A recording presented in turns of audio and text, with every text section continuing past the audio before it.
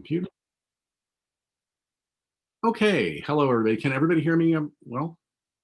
Yeah, okay, Yes. great. All right, so yeah, I've updated a few things on my computer, rebooted it a couple times, and then I put it on this little mesh basket that keeps it cooler. So I think all of those sound problems we were having a couple weeks ago are now gone. So that's great.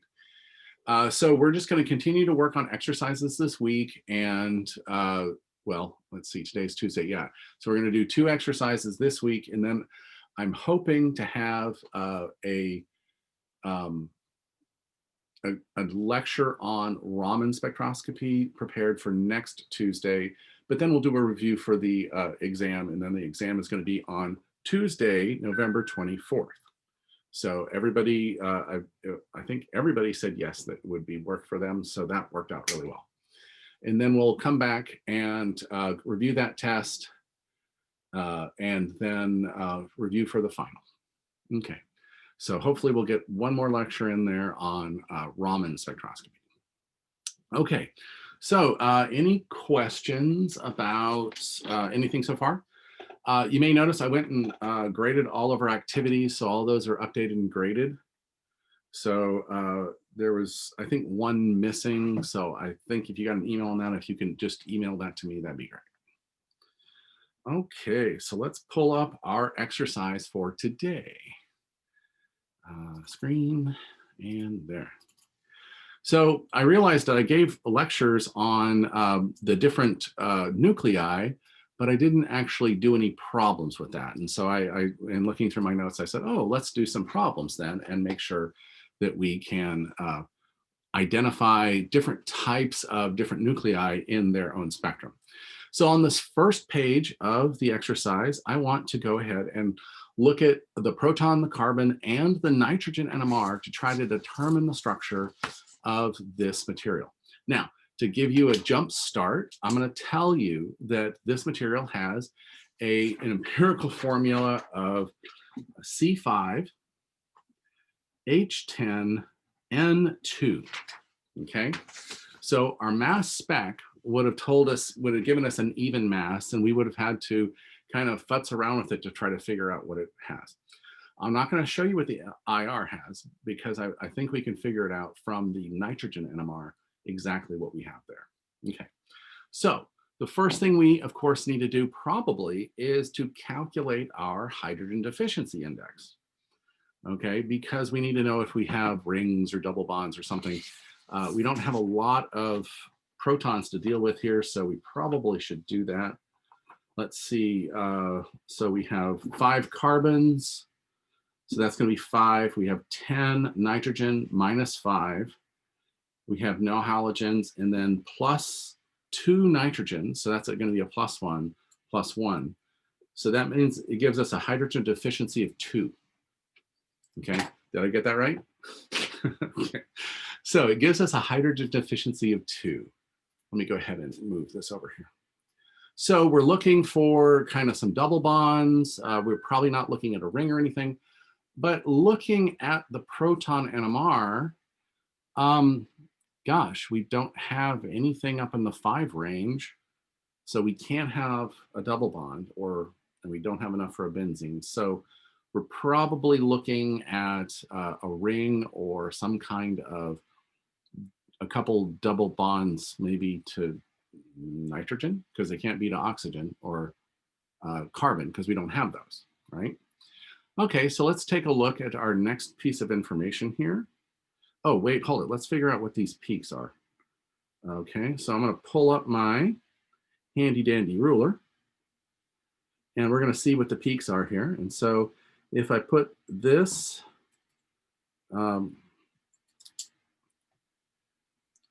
this bottom notch right here on that part, and it goes up to this side here, so that's a total of 1 centimeter, or arbitrary unit.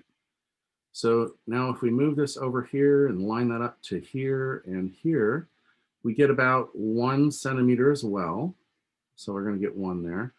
And if we line up this mark here with that mark there, that's 1, 2, 3. So we have 3 centimeters there. So we have, or arbitrary units here, let's just call them 113 for that. And let's see, so remember our compound is C5H10N2, okay?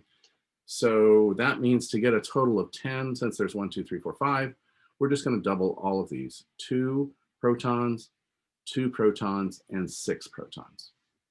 Okay, so that's our starting point right there.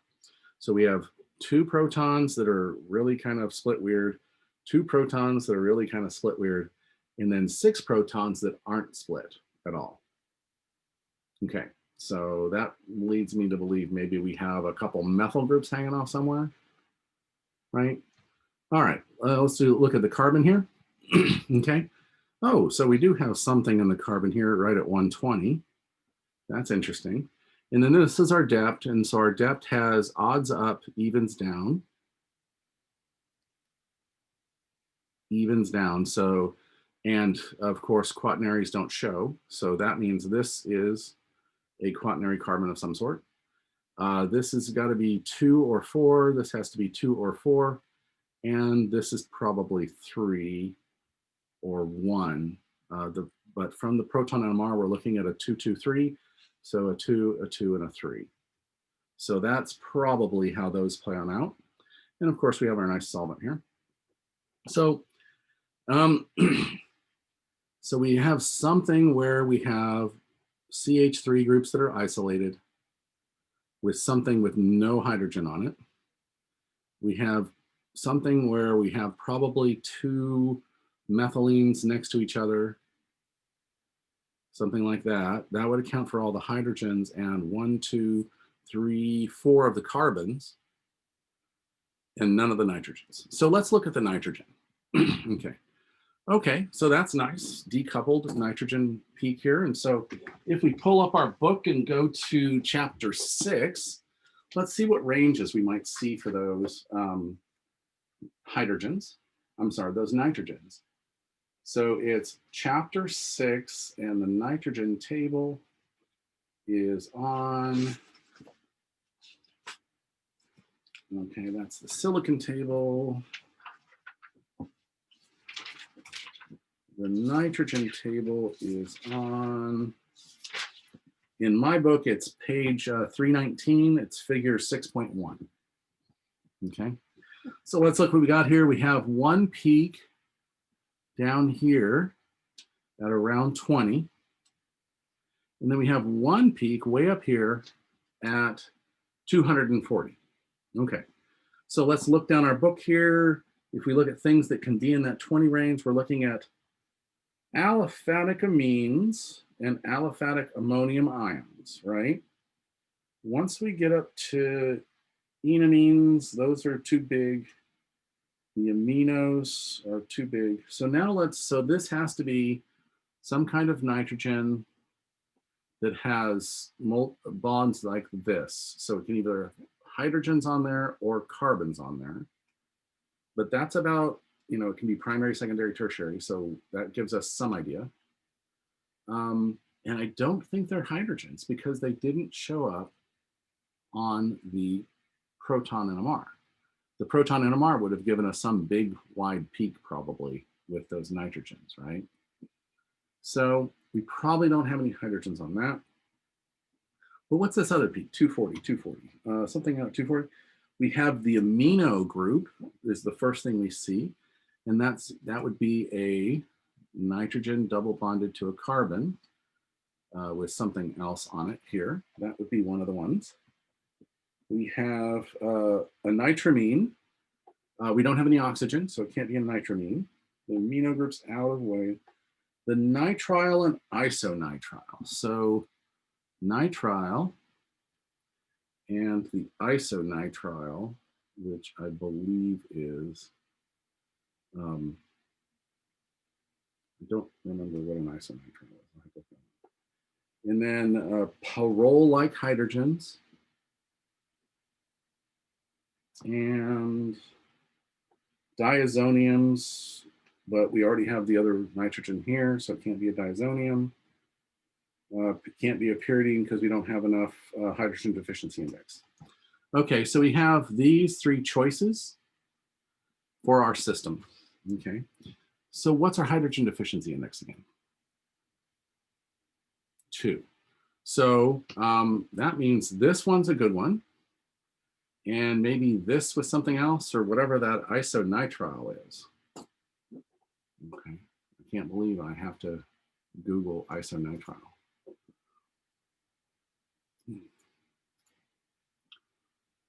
So I'm just isonitrile.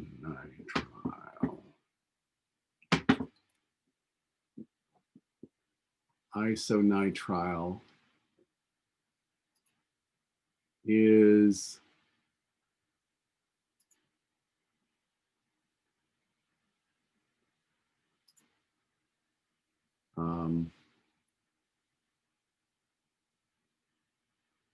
oh, so it's an iso, okay, so it's a C double bond C to C. And it can't be that because we don't have that in our carbon NMR. So this can also be that C double bond nitrogen in our carbon NMR as well.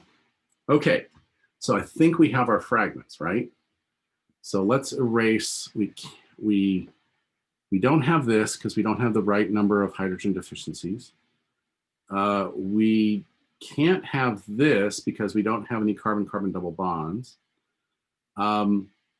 We probably don't have that because of the other connection. All right, so now let's figure out how to hook it all together. Okay, so let's. Yeah. I have a question. Like, I'm looking like the slides you gave us for this chapter. There is nitrogen chemical shift tables. So if you see over there that the nitrites comes under 0. The nitrile? Yes. The carbon? They come under carbon bond from -400 to 600 range. So it come around -100. So I'm confused. That's why I'm asking. Should I follow that slides or not? Always follow the book, but nitrogen I don't think is ever under 0. Let me look at my slides real quick. But I don't think that it should have been the exact same type of table, other nuclei. Nitrogen, that's fluorine, silicon, phosphorus and silicon can both be under 100, but nitrogen should always be 0 and above. Let me see what table I gave you here. Okay. Oh, so this one, yes. Oh, okay. That's a different, I'm sorry. This is using nitrobenzene. I'm sorry, nitromethane as the table. Apparently. Okay, reference. Okay. Yeah, it's using a different reference. It's using a primary, okay. It's using ammonia as so that's what's happening there, is it's using ammonia as the 0 point. Okay. So that table is erroneous because it shifted way down like that. So yeah, that table is using a different standard, which is why that's true. So yeah, you get to use the book on the exam. So I would use the one in the book here. Okay, so that brings us to activity. Wrong activity. All right. Exercise, there we go. All right, so now we have our fragments. We have our 2 fragments that are methyl groups that are hooked to something that the hydrogens can't couple through. And so, and we have a tertiary nitrogen here. So what if we hooked up CH3 here, CH3 here? So that would support our 6 protons uncoupled right here. So we have that part of our fragment. And we definitely have this nitrile hooked to something else, but we have the CH2. So what if we just linked the CH2, CH2, and then the C triple bond N? Okay. Is this structure consistent? Let's go back over. So we'd have 2 protons and 2 protons. These would probably be shifted a little bit higher than these, so there would be a slight shift difference between them. And these wouldn't be split at all. And so let's see what else. We have, let's look at these, where these shifts are in this carbon. This would probably be probably the one next to the nitrile. These are the ones attached directly to the nitrogen. Those are the methyl groups attached directly to the nitrogen. Oh, which makes this one, the CH2, attached directly to the nitrogen. And that makes this one down here, the one attached to the methylene attached to the nitrile. Okay. So interestingly enough, we would have had a very difficult time analyzing this material without that nitrogen NMR. Without that nitrogen NMR telling us we had 2 different types of nitrogens, and they're pretty far shifted apart from each other, we would have said, oh, well, maybe this is some kind of weird thing. This kind of would have really kind of put us at odds as to what that was. But I think that with the nitrogen NMR, it gives us a nice clear picture that we have 2 different types of nitrogen, and they're hooked together in this way because of the coupling or non-coupling through that nitrogen as well. Questions? Okay. So why is the carbon most to the right, the one that you assigned to the nitrile? The one next to the nitrile. Okay, good question. Let me go ahead and clear up some of these notes since we've been able to identify those. Okay, so I assigned the carbons based on their shift. So this is the C triple bond N because it's way up there, right? Okay. This carbon is the one with 3 hydrogens on it. Okay, which means these have to be the CH3s that are hooked to the nitrogen. Okay, and that's how far they're shifted up. Which means that this CH2 is right, it also must be bonded directly to the nitrogen because it's shifted so high. Which means the last CH2, the one bonded to the cyanide, must be the one way down here. Because these are close in shift to each other. Okay, that makes more sense. And I have a question. Yes. Like cyanide has a pi bond and nitrogen has lone pair. So will they not interact with each other? And this one, like my thing is like that the carbon near to in the middle of 60-50 is the next. Let me think. Toward the CN, because there is. Yeah, I mean, I agree with you. I actually do want this one to be the one next to the cyanide because of the fact that usually electronic drawing groups move you further up. So yeah, I'm going to change that. I think you're right. I think this is the one that's adjacent to the cyanide, and this is the one adjacent to the nitrogen.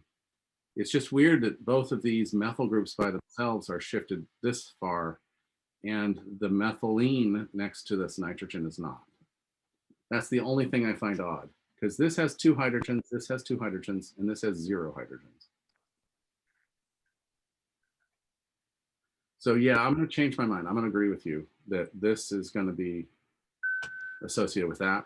And that means in the proton NMR, this one is also the CH2 attached to the cyanide right here, the nitrile. This is the CH2 attached to the nitrogen, and these are the CH3s attached to the nitrogen. So yeah, no, I like your argument. That makes a lot of sense. Okay. Does everybody see how we reassign those based on the idea the electronic drawing group is doing the shifting, and that I just think it's still weird that these methyl groups are kind of shifted a little higher than I was expecting. But maybe this is influenced by the fact that it has the carbon bonded to it. And so that's changing it a little bit. So, okay. So that's what I think our problem is. And I'll be posting a key at 2 o'clock today. So you can go double check. So, all right. I was curious about the depth experiment. It doesn't label it as how many degrees it is. And I was wondering, like in some cases where we still have all of them facing up, how are we supposed to know which kind of? If it's not marked and you only have one depth in it, you count on it being the 135 degrees. Okay, so if they only show 19, it's always the 135. And so it's always odds up, evens down. So, and quaternaries don't show. So, but that should give you, that is just a rule of thumb that will probably work for most of the problems you see. If it's something other than 135, they need to mark it. Okay. Okay. So that was the usefulness of hydrogen NMR. Of adding nitrogen NMR to our proton and carbon to help us elucidate a compound. So let's do that again with silicon NMR. Okay. So this one is a silicon NMR. And I have the empirical formula of this as C6H15 SiCl. Okay, so I think the first thing we need to do is calculate our hydrogen deficiency index. And so that would be, let's see, that'd be 6 minus 7.5. There's no and then there's another minus 1/2 for the chlorine plus 1. So 6 minus 8 plus 1 is equal to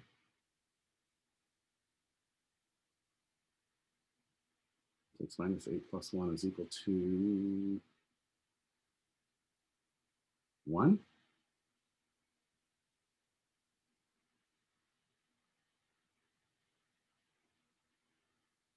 Did I do that right? Is it 1 or 0? Minus 1? -1. -1. But that doesn't. This right here would give us -2 plus 1 plus 1. And okay, -1. Which means we must have a metal bound to the system. We've never had that before, right? So we actually have so I think it's the silicon that's causing that, because silicon bonds 4 times. So we might actually add it to the carbon number, because silicon has 4 bonds and carbon has 4 bonds. So let's do that, see if that substitution works.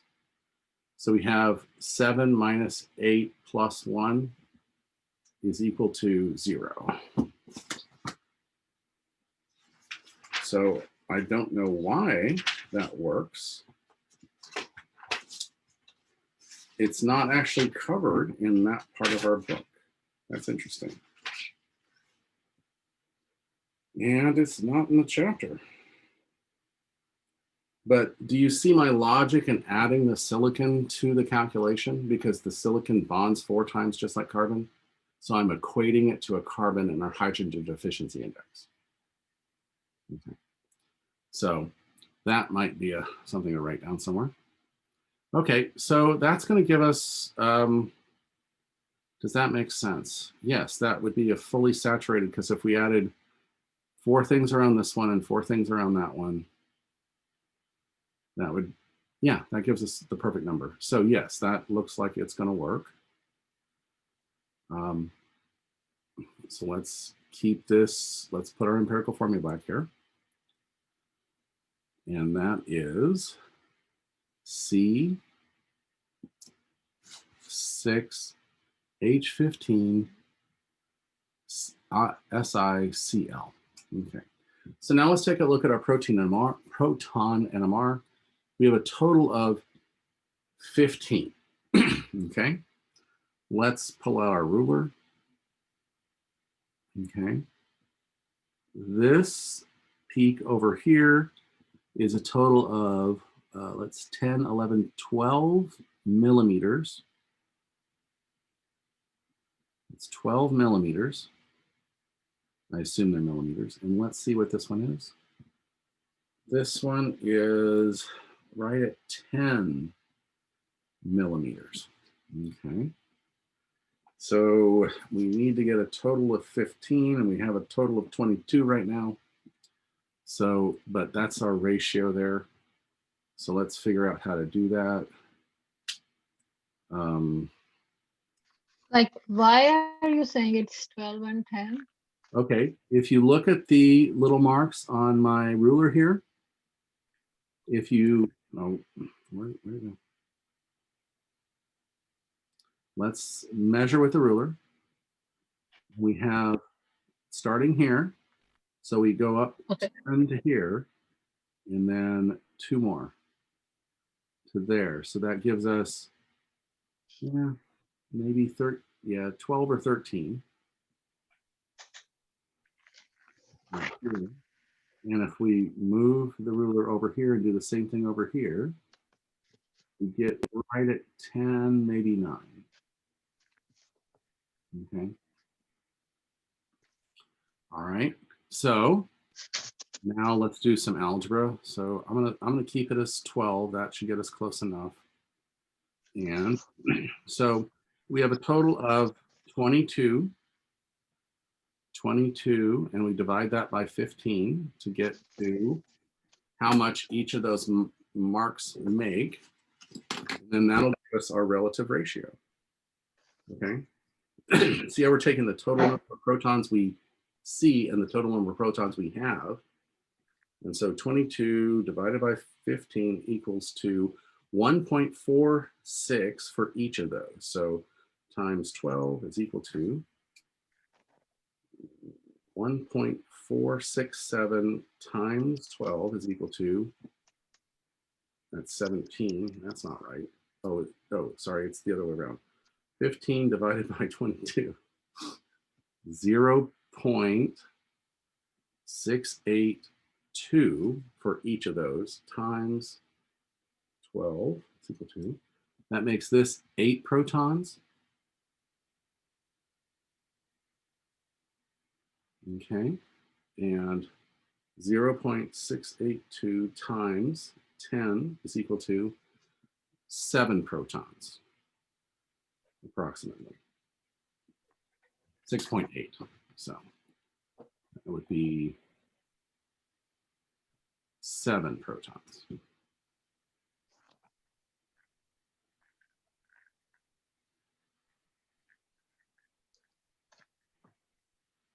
Is that the right? Yeah, that's 15. So that might be it.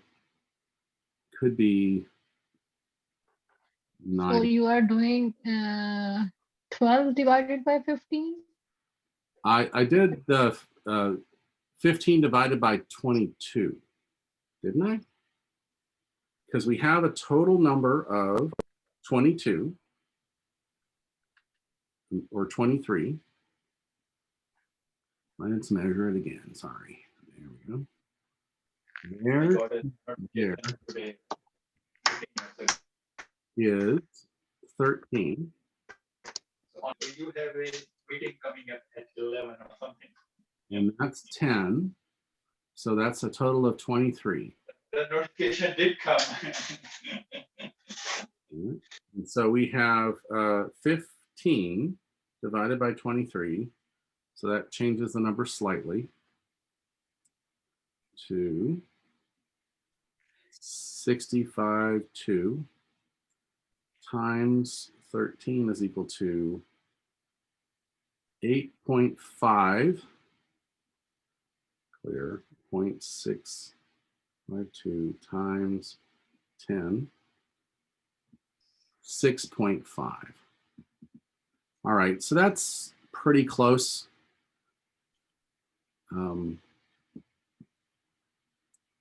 So what I would think we would have to say is this is, you know, this is either 8 or 9, and this is either 6 or 7, because that's as close as we got right now. All right, so let's continue. Okay, and notice we only have 2 types of hydrogens, and they're not split. You see those spinning sidebands there, that's from the silicon itself, but we don't see anything else. Okay, so that means we have isolated groups. Okay, so let's get to see what the carbon does for us. And again, this is our 135-degree version here. And we have 1, 2, 3 types of carbons. And this carbon is probably directly bonded to silicon. Why?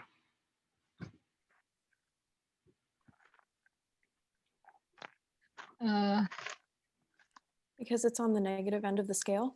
Because it's right near where TMS would be, the methyl. Yes, the reference. Yes. Okay, so that's going to give us our one of our groups there, and it's got to have 1 proton or 3 protons on it because it's up. Remember, odds up, evens down. So that means we have at least this structure here. And I bet this one right here also correlates to that one there because it's just barely up from 0 as well. So I think that methyl group and that carbon correlate to each other. Okay. Now we have another carbon up here that's more like a hydrocarbon carbon, and it also has 3 protons on it. And then we have our last one here that has no protons on it. Okay, so that means we have some kind of methyl groups here. We have methyl groups here. And then we have some kind of quaternary carbon, or carbon, some carbon without hydrogens on it. Okay. All right, now let's take it to the carbon NMR, I mean the silicon NMR, and take a look at that. Okay. So now if we look in our book at, on my book, it's 327, it's figure 6.8. It gives you the range of where different things are going to be. And what it looks like here is, so if we start from the bottom up, we have a chlorine in the system. And in the book, it says silicon tetrahalogen is going to be sub-0 ppm. Okay, so that means our silicon cannot have 4 halogens on it. Okay. Now, if you look at the other ones, it can't have oxygens on there, so it can't be any of those other groups because, number 1, we don't have any oxygen in our system. Number 2, it can't be that. So it has to be one of these other ones. We only have 1 silicon, so it can't be silicon-silicon triple bond. So it has to be some kind of silicon with a number of R groups and or a hydrogen or a halogen on them. Okay. And based on how high it's shifted, and it's shifted up to 35, so that's going to be the upper one, the one with, the only one that shifts that high is the one with R groups and a hydrogen, and also that could be a halogen there. And that top one, that RN SI H4 minus M. And so that, and that H could also be substituted with chlorine. Okay. So that's telling me that we have a silicon with at least a CH3 on there, and then something quaternary here. And I think the silicon is bonded directly to it because we don't have any splitting. We don't have any other places for that. So let's go back to the proton NMR. So if we use, let's see, we have 8 or 9. And so if that one was 9, we actually have 6 for that one then. So we have 9 and 6, or 7 and 8, which is going to be harder in a symmetrical molecule. And it looks like we only have carbons with 3 and 3 on there. So that's suggesting we actually don't have the 8, or that it has to be the 9s, because we only have carbons with 3 hydrogens on them or no hydrogens on them. Okay, so what's our final structure?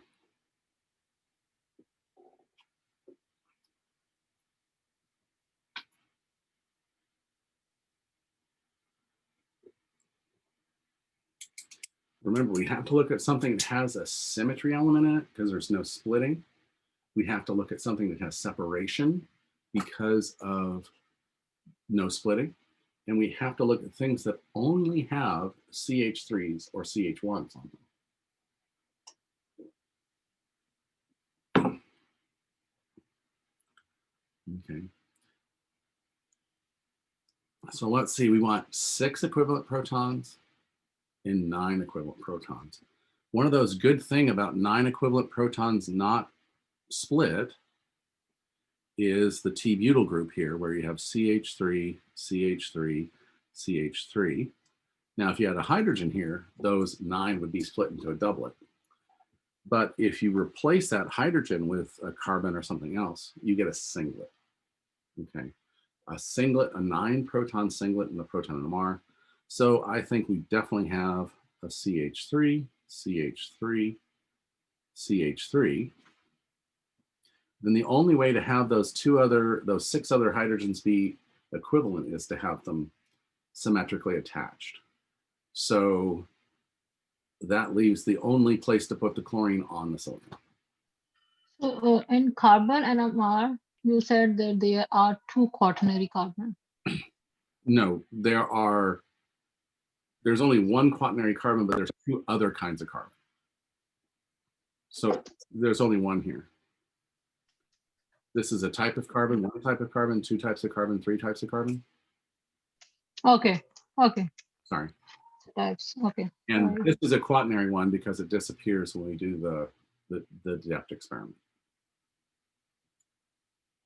It's actually quite small, which is unusual, but it's there.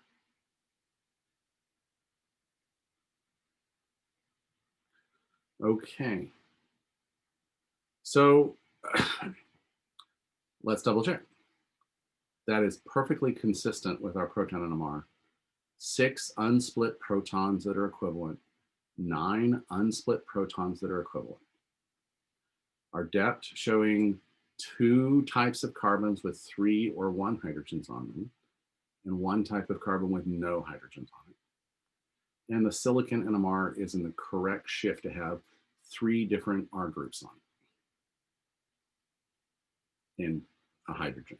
But in this case, we don't have that hydrogen, so our chlorine must go there. All right.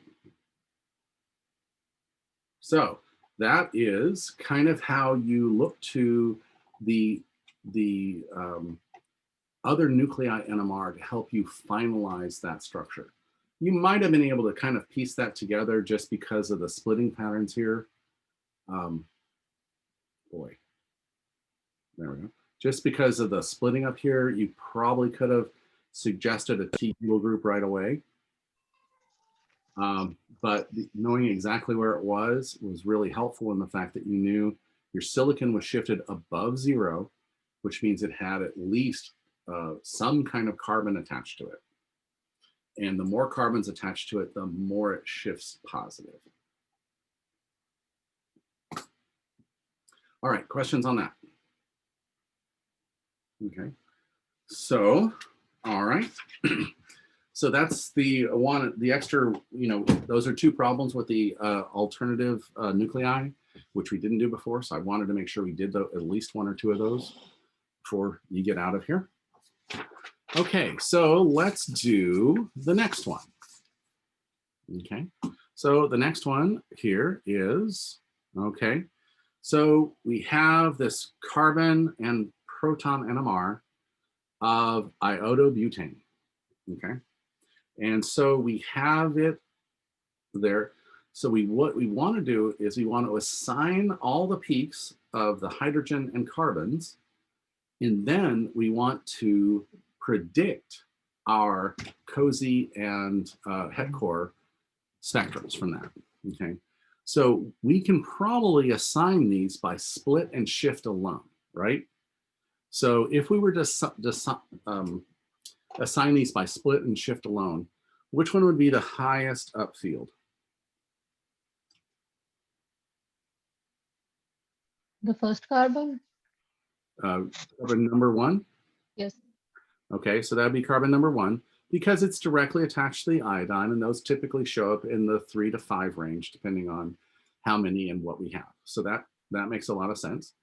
And so then where would number 2 be?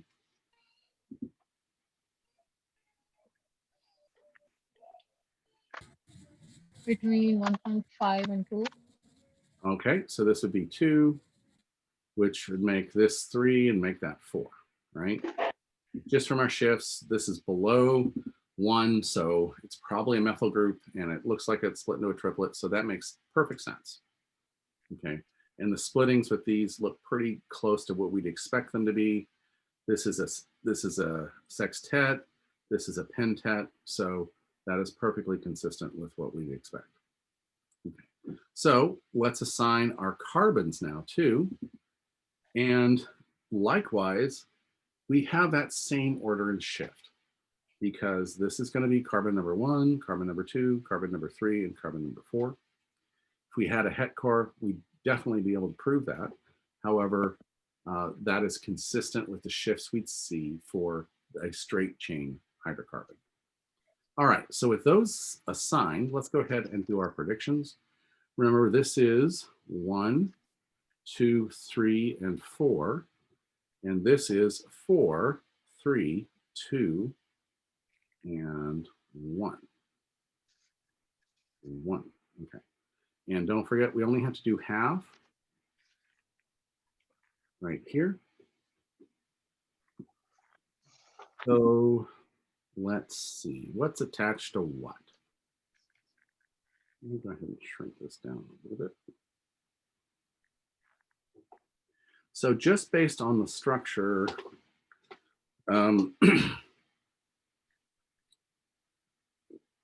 let's start with carbon number 1. How many peaks are we going to get with carbon number 1? So we're definitely going to get a peak here. 1.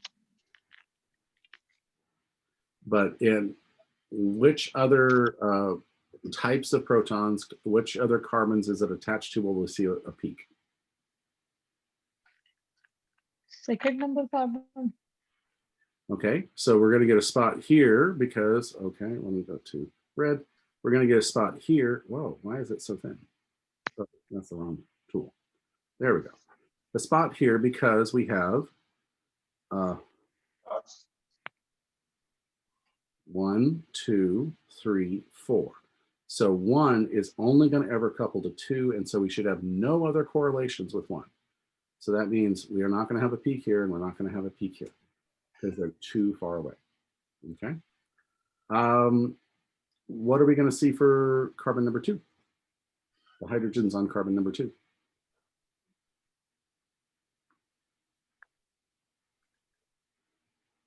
Obviously, there's going to be a peak here on the baseline.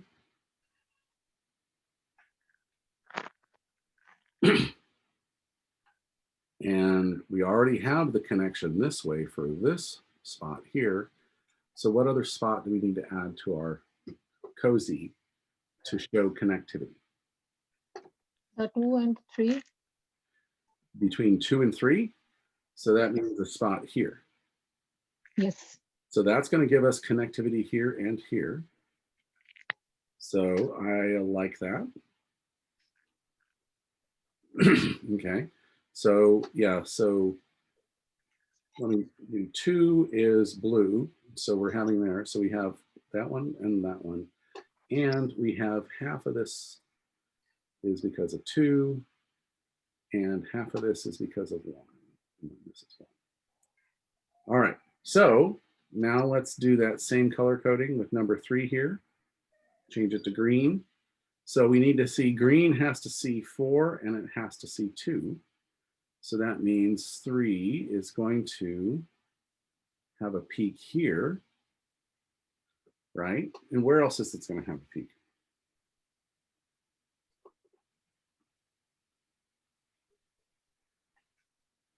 On the diagonal. On the diagonal. Okay. So 3 and 2 are already, and then this is also half of the 3, 2, that one going in that direction. So it's not really half, it's just saying that that's where that is connecting from 3 to 2 and it's also 2 to 3, it's the same peak. But I just wanted to show you that where you go one direction then the other direction and they'll overlap. Okay, and let's do our last one, number 4 here. Actually, let me do it in a darker color here. So number 4 only hooks to number 3 and itself.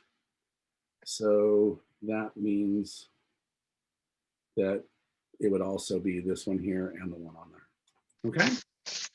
Okay. So what I like to do when I actually do the prediction is I like to take a peek and go, in both directions. There's nothing this direction, so we only have to have it linked to 2.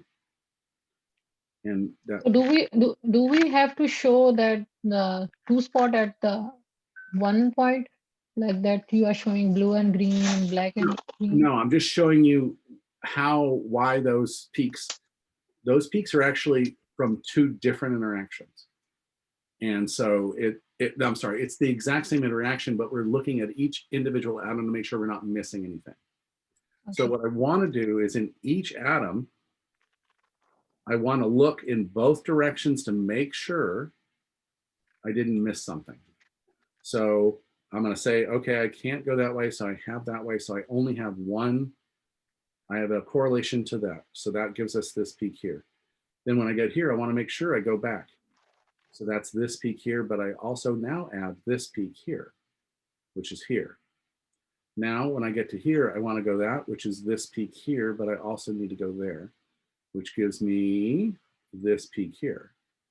And this peak here only gives me something in that direction, which is there. So I'm just making sure that I'm not missing anything. They're all this, they all make just one peak. It's just I double check to make sure that we don't miss something. Okay? Does that make sense? Yes. Okay, great. All right. On an exam, I noticed that this time we're only doing 1/2 of the cozy. Would it be acceptable for us also to do 1/2 and then say that it's just mirrored on the other side? Yes, cozies are always mirrored. You only ever have to do 1/2.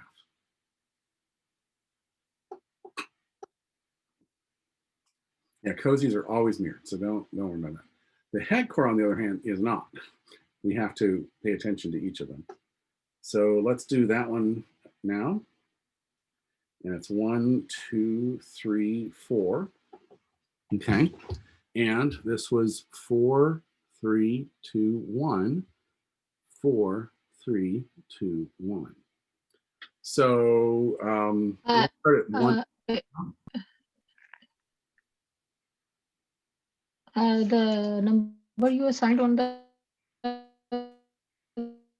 group, is it the other way? Like the previously what we have done in yeah, cozy and sort of thing. Yeah, I did it backwards. You're right. 1, 2, 3, 4, which changes these numbers back to 1, 1, 2, 3, 4, which changes the ones up above.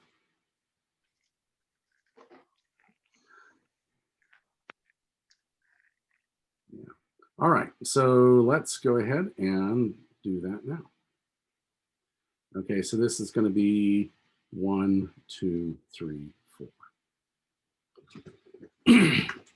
Okay, so this is pretty straightforward, right? So where's our first peak going to be? The intersection of 1 and 1. Yes, all the points come at the diagonal shape. Yeah.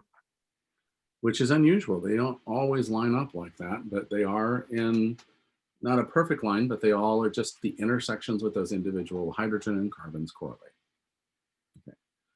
Now, if we did a multi-bond one, then we'd have to start looking at, you know, adding a peak here and then doing other things, but we're not doing that. So, okay, so do we feel comfortable about predicting these? And then if you can predict it, that means when you see it, you can go back, calculate, and figure out where that signal is coming from.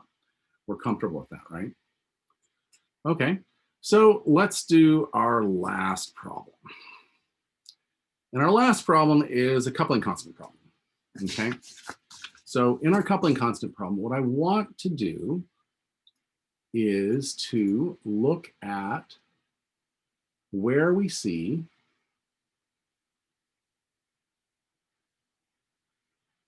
that's backward.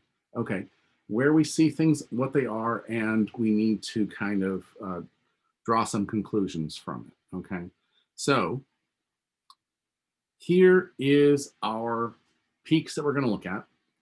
What we're gonna do is we're gonna figure out our coupling constants, and we're going to figure out the splitting pattern, okay? In whatever time we have remaining, okay? So just empirically, let's do the first one. Let's take them all individually, okay? So we have 2 protons here. And then it looks like that we had something that split it once by 1 coupling constant right here. And then it split into a triplet by another coupling constant. Okay. Now, let's back up and assign our AMX to these things so that we can start looking at it, okay? In that. Just a quick question. Yes. If you see the spectrum, there is 400, 500, 600. I'm a little confused about this. Ah, those are Hertz. We get to calculate our ppm. We're going to calculate our ppm as well. Okay. But by having it in Hertz means that we can do the count. We can actually get an approximation for our coupling constants. Okay, so we're going to do that, but we're going to do it stepwise. Okay, so the first thing it says, draw a splitting diagram. So we're going to draw the splitting diagram, and then we're going to use the first order method, which is that Poppel notation to show you which things are splitting which. Then we're going to calculate the chemical shifts, and then we're going to justify our analysis, basically draw how it's splitting, why it's splitting. Okay, so we'll see how far we get, but let's start with the splitting diagram, and then we're going to start on how to actually measure our coupling constants and apply them. Okay, so that looks to me like what that coupling constant was there. Now, if we blow this one up, 1, 2, 3 peaks, and each of these peaks seem to be split into a doublet. So that's like the opposite of this over here. That means we had a triplet split by a smaller doublet. So this is our coupling constant 3 and our coupling constant 4. We'll see if some of them correlate, because when we measure them, we can see which of these coupling constants are the same and which are different. And then over here, this looks kind of like this one here, in the fact that we had one signal split by a coupling constant 5, and then into a triplet here. And we'll just call that coupling constant 6 for right now. Okay. Does everybody see where we got that? Yeah, like the first one. Oh, actually, there's only, oh, that's not a triplet. Those are just, oh, so that's a doublet. Yeah. I'm sorry, go ahead, ask your question. The first one has smaller coupling constant than the last one. This one? Yeah, the J one of both. Okay, let's label this one A, B, and C. Which peak are we talking about? I'm asking about the C. The Okay, J1 of C is smaller than the J1 of A because the pattern is, or the other ways. yeah. I think that the triplet coupling constant is small. This one is smaller than the J6 because these are closer together and these are farther apart. That's what you're saying? Yes. Okay, I agree with you. I think this is actually going to be a doublet of doublets. And they're just getting really close together. Because when I pull that thing up again, it just looks like a singlet, a singlet, a singlet, a singlet. But it looks like the way they're split. Okay. Okay, so that gives us our first thing to talk about. That's just our splitting. Okay, so we're going to put our splitting for this is C up here. It's going to be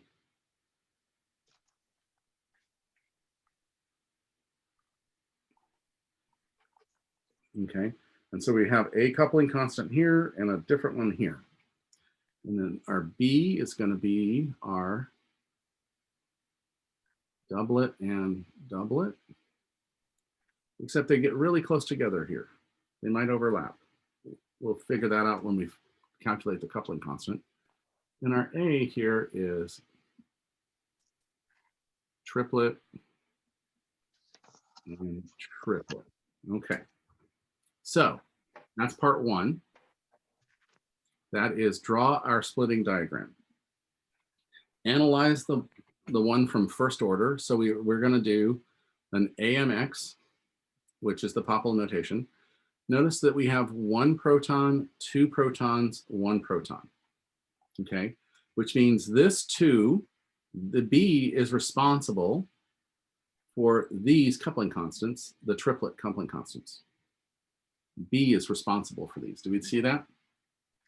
Because this has 2, so n plus 1 gives us our triplet right here. So that means these 2 sets of coupling constant have to be associated with these 2 protons. Do we see that? Yes, it's look like the middle one is in the middle of something and the other 2 are on the terminal. Possibly. Like the benzene, like the benzene one. So let's it could be like a ring, a strange ring or something where it can't flip back and forth, and so they're not equivalent, and they have small coupling constants. But let's go ahead and just kind of look at how these have to do. And because this one right here is only split once, so that means that this one is split by A. So this doublet here is because of A. That means this doublet here is because of C. Why is it auto-correcting to that? That's weird. C. Do we see because this is 1 proton and we have a split here, it has to be because of A to give us that split into 2 peaks, a doublet. Okay, so that means we have our coupling constant. The first one is our coupling constant AC. So it's coupling to A and C. And the second one here is BC. Okay, you remember that notation.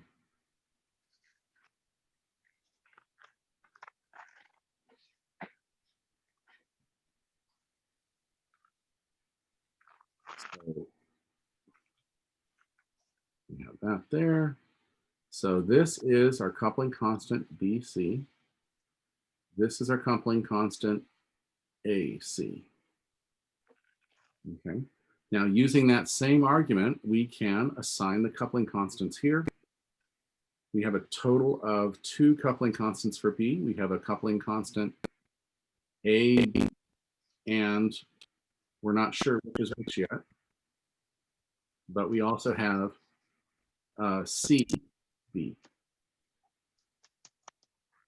Not really sure which one's which. We'll be able to tell which one's bigger or smaller once we measure them. And so then that makes this A here, our doublet has to be our C, A coupling constant, and our triplet has to be our BA coupling constant. We see why that is, right? So that means we've done part 1, let's do part 2. Up here we have JAC, JAC, and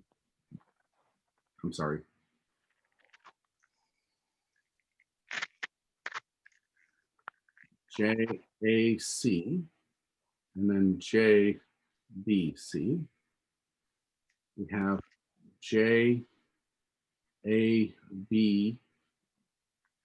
except we can't tell which of these is which because they're both splitting it that way. We'll have to figure that one out at the end. And then JCA, JBA. Okay. So that gives us our next piece of the puzzle. That has knowing which coupling constants and which. Now, once we figure out which of these has a different value, we'll be able to identify which is which. Okay. So now that I've written those up there, let's go ahead and do our next step, which is calculate try to get our coupling constant in Hertz. Okay. And the way we do that is we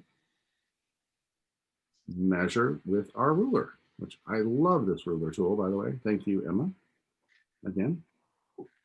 Okay. So what we're going to do here is we're first going to figure out how many notches make 100 Hertz. Okay.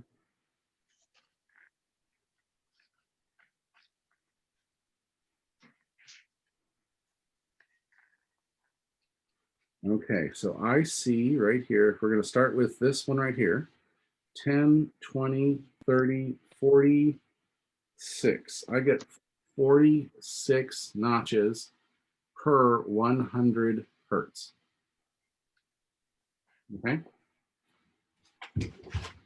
Does everybody see that? Okay, and agree with that? All right, so which means that each notch is worth approximately 2 Hertz. So let's go ahead and figure out what the total split on our first one is. Go ahead and do it here. Actually, what I'd like to do is let's blow this up and figure out with it. Okay, oh, I left my notches here. All right.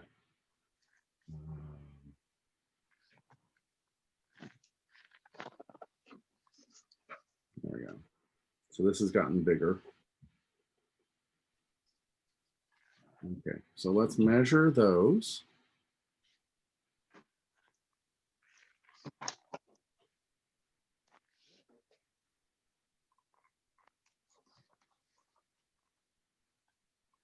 Here. So we're going to have to measure it again. Okay, let's measure it without expanding it first so that we get the right numbers here.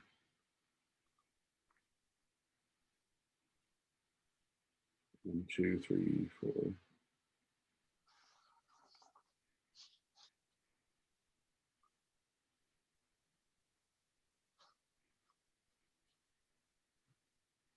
Get a different number now. All right, with it blowing up this much, we have 10, 20, 30, 40, 50, 60, 75. 75. So it's 75 notches per 100 hertz.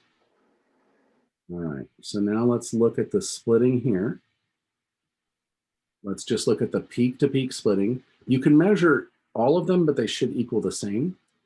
So if we go from here, this peak to this peak, we're looking at 10, 11, 12 notches is our coupling of our B to C, because that's the peak to peak splitting on the two triplets. Right? Now, without expanding or contracting it, let's look at how far the peaks are on here. We have 1, 2, 3, 3, I think is the JAC splitting right here. So let's figure out how many hertz that is. One is 12, one is that. So we have 75. Oh, so it's going to be 0.75. 12 times 0.75 is equal to, that's the coupling constant of BC is equal to 9 hertz.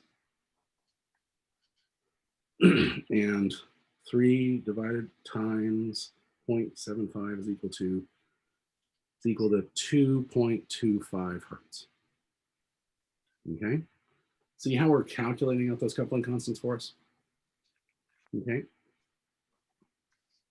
And let's just move this over without expanding it and measure again. And if we look at the peak to peak on this, when you have doublets, you do from the 2 leftmost peaks or the 2 rightmost peaks. You don't try to go in between them. And what I see here is I have a peak to peak of, from this peak to this peak is a total of 4 points, which is 0.75 times 4, 3 hertz. So the one coupling constant is 3 hertz. And let's look at, so that's the one, that's the splitting of the 2 doublets. Now let's look at the splitting of a single one. It looks like 1. So I'm putting my, I'm going to be measuring my peak difference between this peak and this peak also right here. So that's what I'm going to measure now.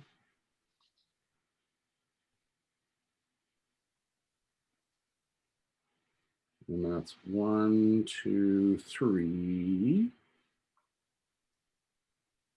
So that's 3 hertz. No, 3, which is equal to 2.25. So now we have the coupling constant of one of them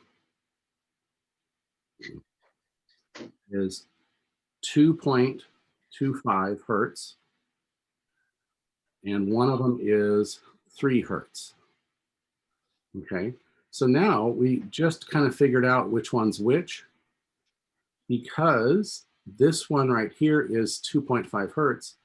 That means this is the C to B coupling constant, because the C to A coupling constant was also very small like that.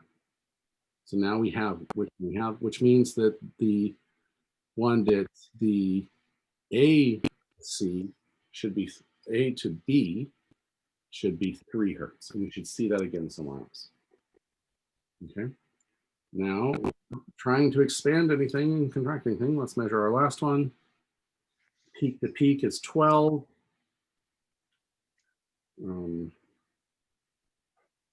So our type 2, our coupling constant for the AC is equal to, looks like 12.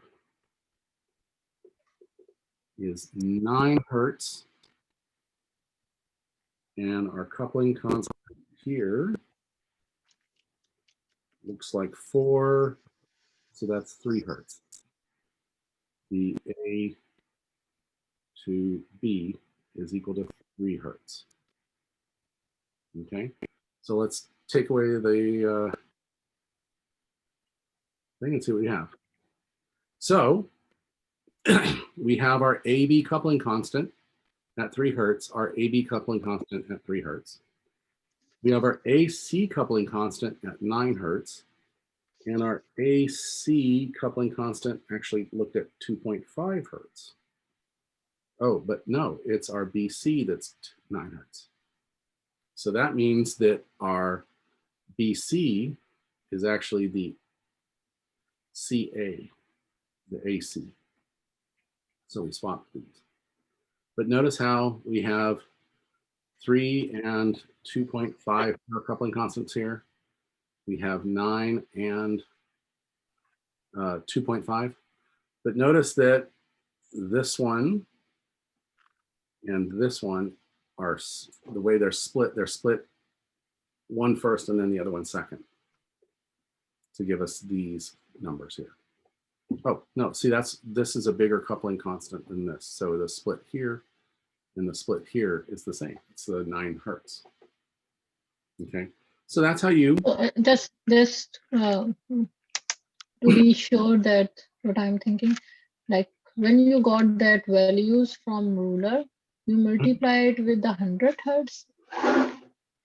So I multiplied the raw number by 0.75 because when I expanded it, it was 75 ticks per 100 Hertz. So Okay. that means that I had to multiply each of them by 0.75 to get to the right number. So hopefully if you do it on paper, you don't have to worry about that. But on the screen, because I kept expanding and contracting and I had to measure it all without trying to expand or contract. Okay. All right, do we see how we can now identify coupling constants by not only their split, but also thereby measuring them as by Hertz? All right, and I think we need to do the last thing, justify the first order analysis. Okay, so we're going to calculate now the ppm of each of these peaks. Okay, so to know that, we need to actually know what the megahertz of the NMR was. It's a 100 megahertz NMR, okay? So what does that mean? Anybody remember how to do the calculation between megahertz and ppm? Okay, the hertz listed on the system divided by the megahertz of the NMR equals 1 ppm, which means this is 4 ppm, this is 5 ppm, and this is 6 ppm. So now, what kind of functional group do we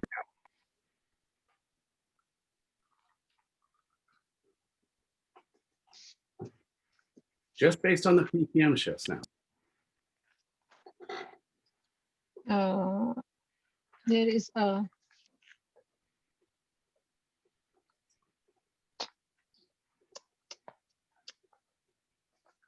Where would this peak show up?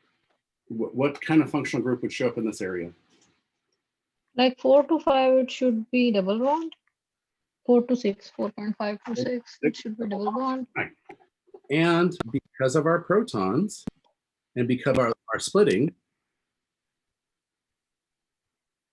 we have this right here, and then some R group over here. And the coupling constant between these two is the small 2.5. The coupling constant between these two is the greatest. Hold it, it's the other way around. This one is a higher coupling constant. This is the second highest coupling constant, and this is the third highest coupling constant. Okay, look back in your book at chapter 3. Chapter 3, vomeline shifts, somewhere near 195-ish. There we go. That's Appendix D. Right there. So you have different little things giving you, oh, that doesn't give you the coupling constants. The coupling constants, yeah, are right here on Appendix F. So you can correlate the coupling constants to the Appendix F. The trans hydrogens in a vinylene have a typical coupling constant of 17. So that would be the largest one. The ones that are geminal on the same one are about 0 to 2. So that would be that one. And then the last one would be our last hydrogen. Okay. So now we actually got to work through calculating out our ppms, calculating our coupling constants, deriving our splitting patterns. And once we did all of that, we were able to then identify which hydrogen was which on this ethylene, terminal ethylene substance. Okay. All right, that's all I have for you today. Okay, so I can give you a, let me stop recording and give you a chance to ask any more questions, and then we will head out. Okay. Lots of chats. Okay.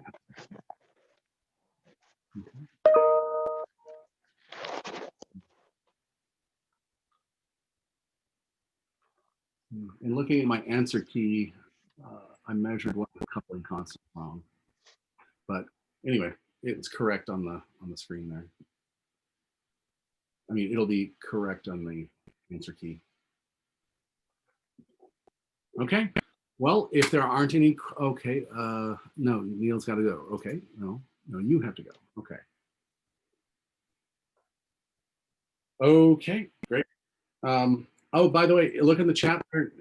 Neil and Elena are setting up a Zoom study sash. I assume session. And so go ahead and coordinate with them. And I will, in fact, let me just go ahead and leave the meeting, leaving Elena as there, and you can exchange Zoom call information and stuff. And then you guys can do that without me. Let me go ahead and see if I can leave the meeting and assign it to you, Elena. Leave meeting, assign to you. You are now in control. All right.